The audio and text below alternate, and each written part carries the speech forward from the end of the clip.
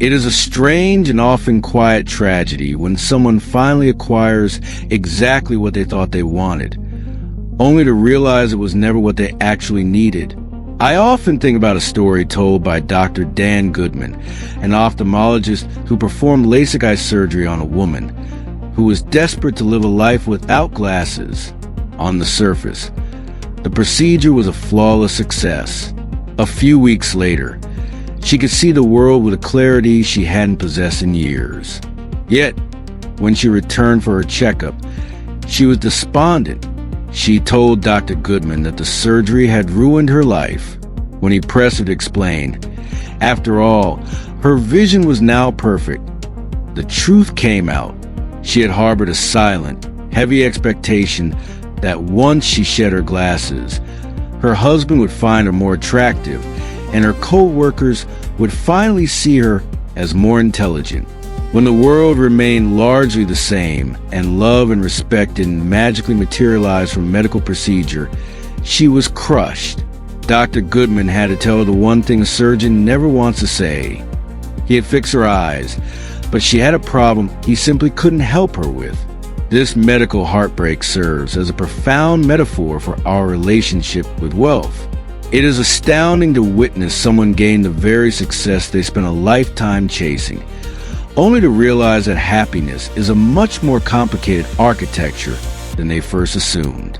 We often treat wealth as a corrective lens for a life that is blurry for reasons completely unrelated to our bank accounts. We imagine that a certain number of zeros will sharpen our relationships, clarify our purpose, or fix the fuzzy edges of our self-worth. But money is just a tool, not a cure for the soul. There's an old saying that nothing is worse than getting what you want but not what you need. This sums up the internal life of so many people who navigate the world of money. If you are lucky enough to get the money you want, you might still wake up to realize it hasn't provided the family, the health, or the sense of belonging that you actually require to feel whole. We are left with a rich but miserable person, a figure who has mastered the science of acquisition, but remains a complete novice in the art of living.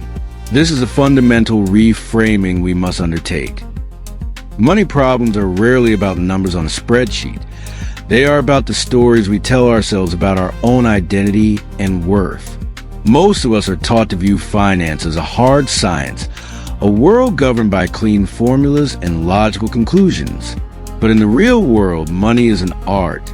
It is a window into the messiness and absurdity of the human mind. I remember this hitting me with particular force when I was 19 years old, working as a valet at a high-end hotel in Los Angeles.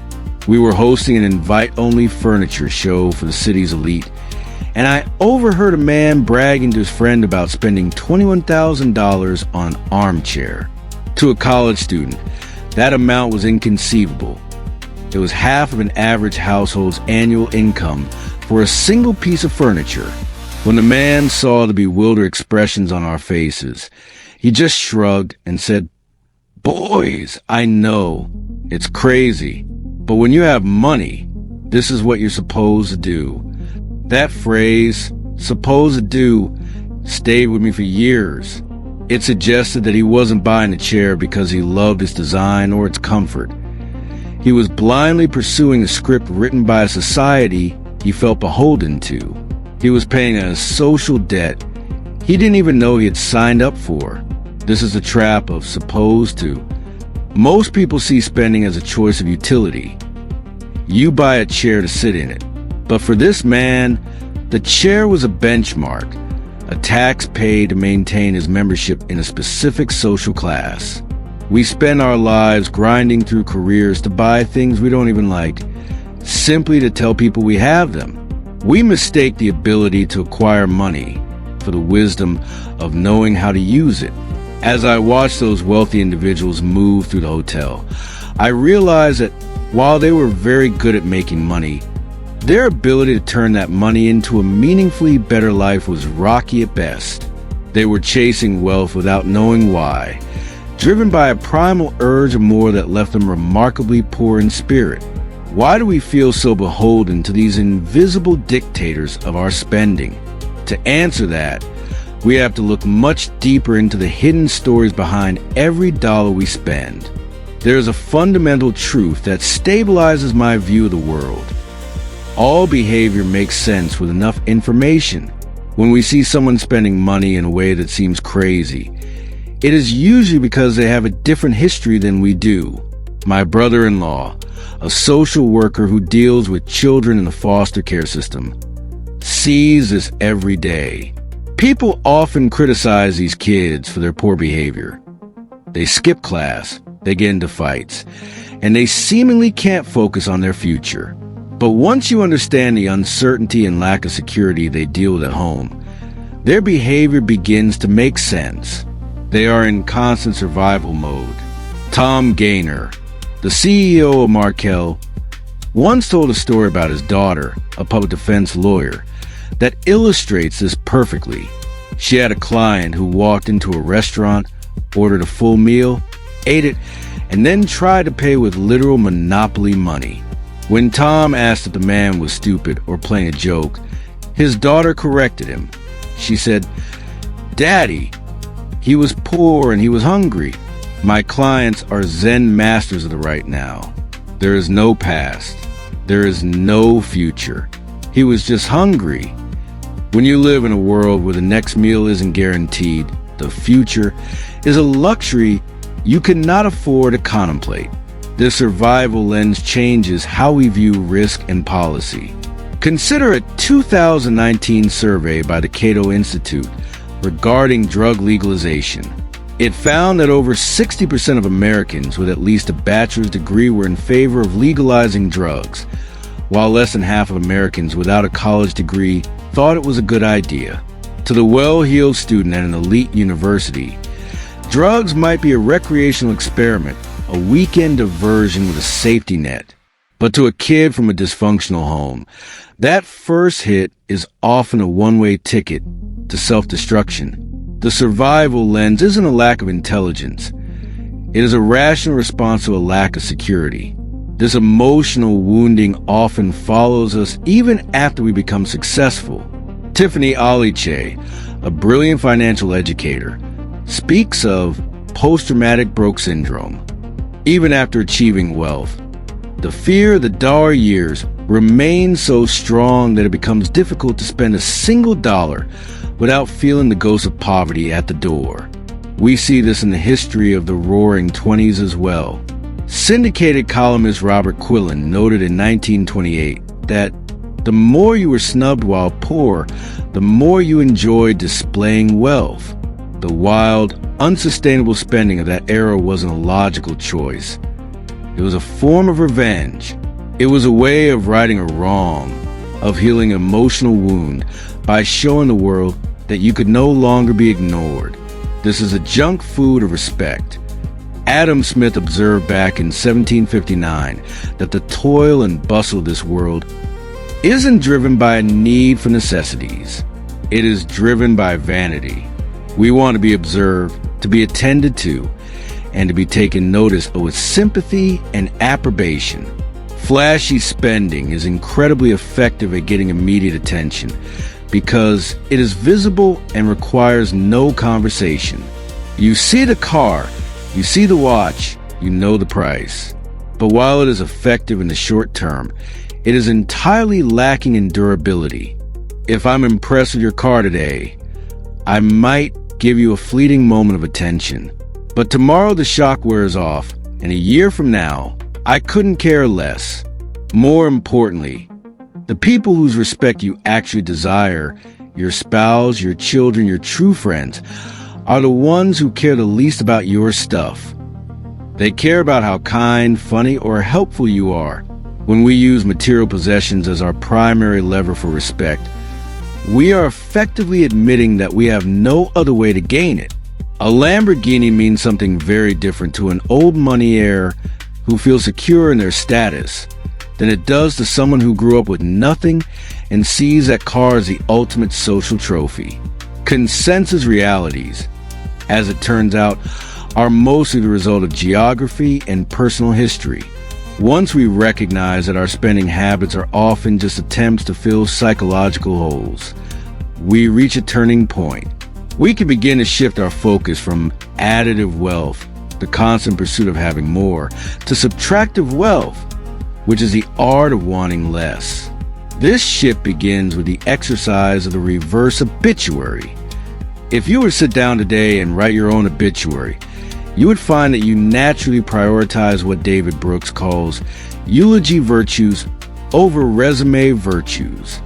You would likely want to mention that you were loved, that you were a good parent, that you were wise, and that you made a contribution to your community. Now, look at what is never mentioned: the square footage of your home, the horsepower of your engine, or the number of carats in your wedding ring. We inherently know these things don't matter in the final tally of a life, yet we spend the majority of our waking hours chasing them. This disconnect happens because we confuse hubristic pride with authentic pride. As Jennifer Breheny Wallace notes, extrinsic or hubristic pride depends entirely on the opinions of others. It is a junk food that tells you how you should feel based on what you own. Authentic pride or intrinsic pride is the nourishment of being genuinely proud of who you are. The danger is that the more bandwidth we give to chasing material status, the less appetite we have left for the nourishing food of family and character. We are playing a dopamine game that can never be won.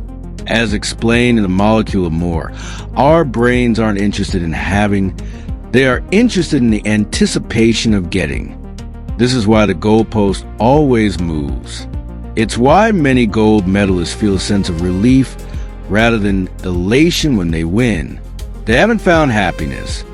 They've merely reached psychological par, and their brain is already asking what's next. True wealth is not a number. It is a gap between what you have and what you want. Wealth equals what you have minus what you want. This is why not needing wealth is actually more valuable than wealth itself.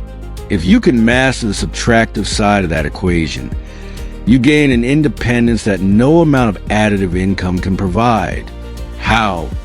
Then, do we apply these philosophical shifts to our daily lives without retreating to a cave? We start by understanding the parable of the Mexican fisherman. An American businessman meets a fisherman in a small Mexican village and is shocked that the man only works a few hours a day. The American tells him that if he worked more, he could buy more boats, hire a crew, and eventually retire as a rich man. When the fisherman asks what he would do in retirement, the American replies, "You could sleep late, play with your children, take naps with your wife, and play guitar with your friends."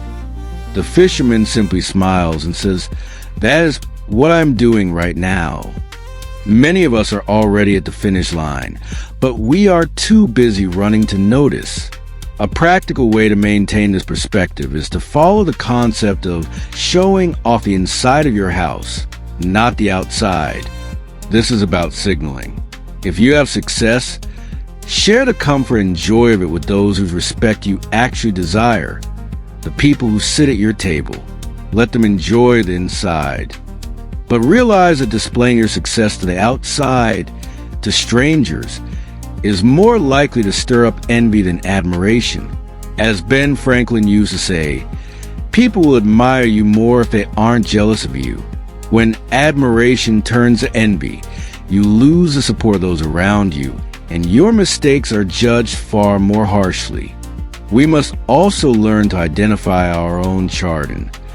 Marcel Proust once wrote a young man who lived in a state of constant envy, dreaming of the aristocrats and their mansions.